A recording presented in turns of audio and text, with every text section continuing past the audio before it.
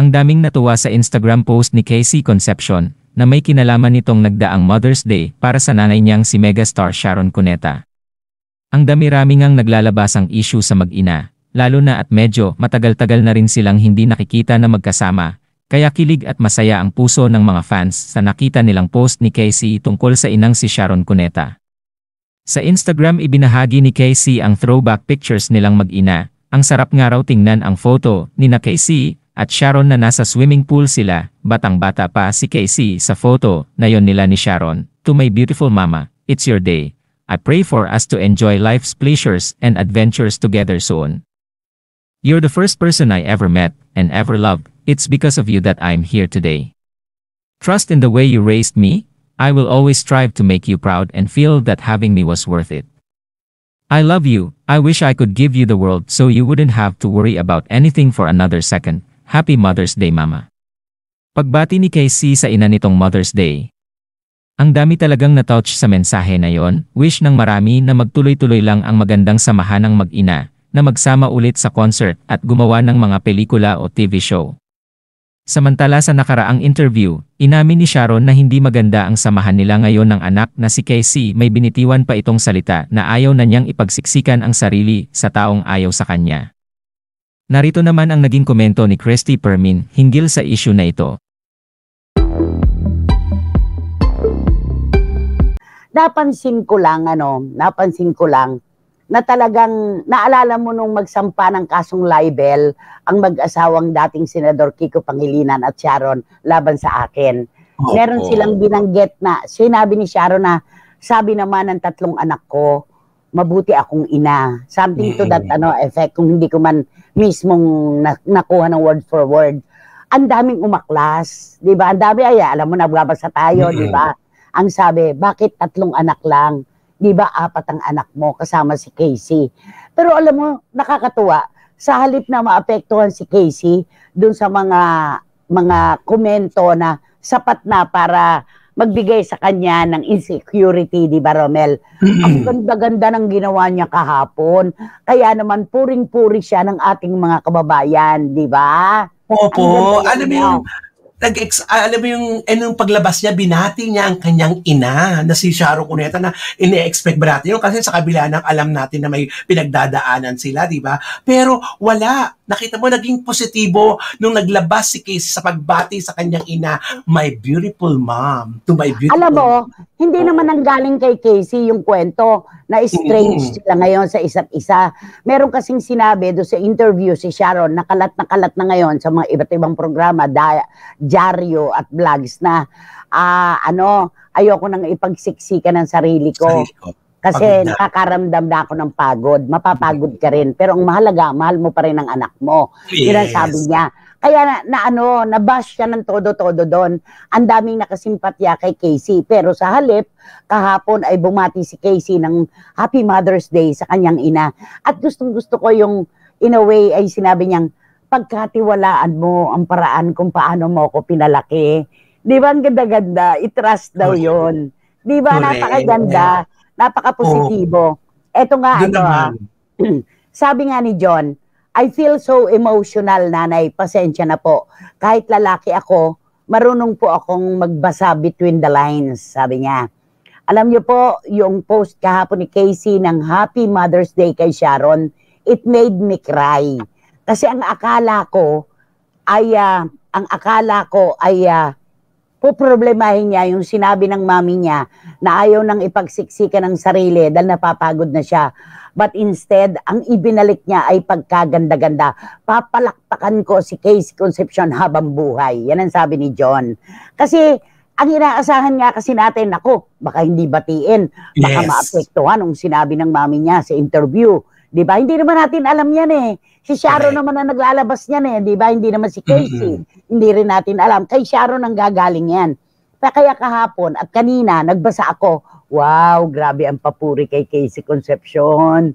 Sabi, mapagkumbaba daw ni Casey, kaya siya ay so blessed. Di ba? At saka, alam mo, tama naman yung ginawa ni Casey. Dapat ay alam din niya ang kanyang posisyon. Anak siya, di ba? Kahit biling-baligtad man ang gawin natin sa anumang argumento ng buhay, ang sasabihin, ang magulang ay magulang pa rin, ang anak ay anak lang. Merong lang di ba? Oo. Yun. At Kaya tapos, nga, napakaganda rin napanood mo yung vlog niya, di ba? Pakikwento. Naku, yung vlog naman ni Casey talagang ay special din ang vlog na ito para rin sa kanyang mama Sharon na talagang ipinagalandakan ni Casey ang mga 10 bagay na binigay sa kanya ni Sharon. Actually, marami pa yan, pero napili lang siya ng 10 na mga ibinigay ni Sharon. Pinakamahalaga.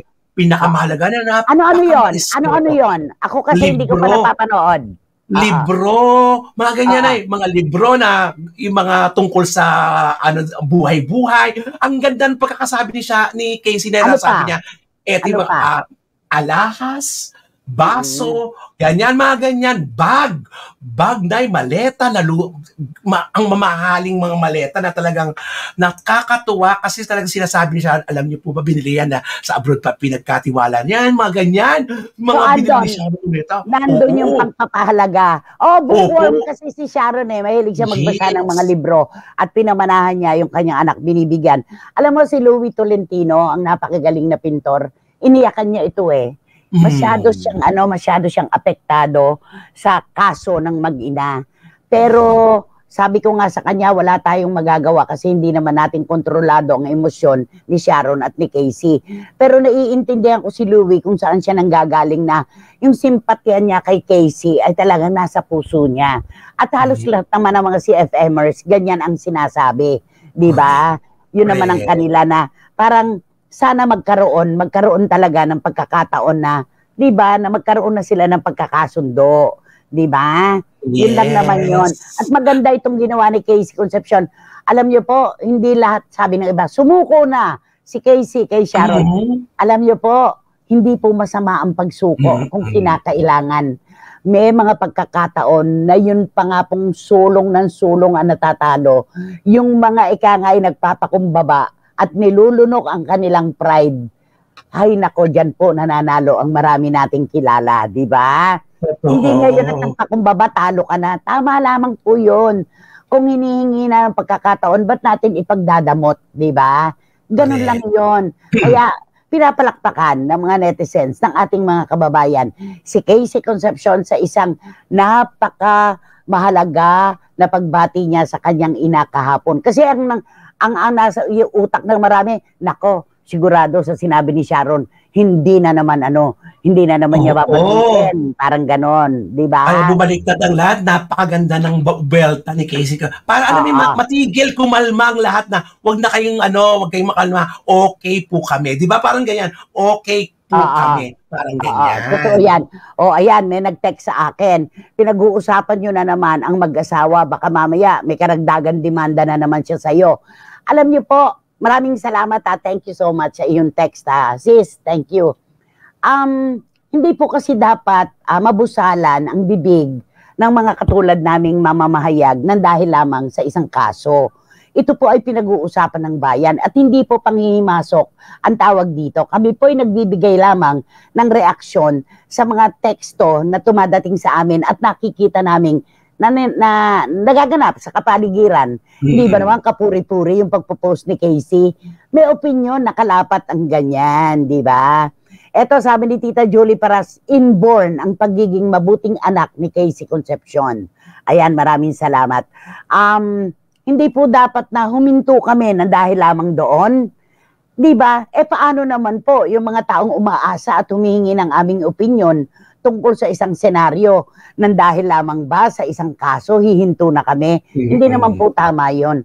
Patuloy pa rin nating pag-uusapan ang mga kwento, ang mga chika, maging ang mga kontrobersiya, basta alam namin kung saan kami nakatayo at nakahapay. Yun po ang magandang doon. Okay. Eto, magandang pagpapalaki kay Casey ni Sharon. Mabait ang anak niya, alam niya yan, at alam niya ang kanyang kalalagyan. Sabi ni Tita Sofia Angeles na talaga namang si Nanay Ason nakadikit na sa kanyang radyo at si Ate Nida Alfonso ng San Diego, California, nakatutok na. Okay, eto na tayo. Zaldi Aquino, naku, parang hindi na ako Sharon yan. Yun din ang tanong sa iyo ni Randy Balaguer. Maraming salamat, Tanaka. Thank you, Zalvi Aquino and Tessa.